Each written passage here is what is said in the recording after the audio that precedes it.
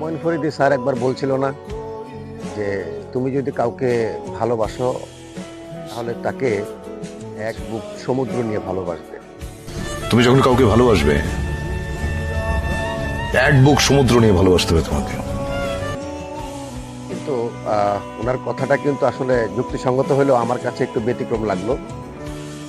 কারণ আপনি যাকে তার সব কিছু দিয়ে ভালোবাসবেন এমনও তো হতে পারে সেই লোকটি আপনার থেকে চলে যেতে পারে, তার বিচ্ছেদ হইতে পারে।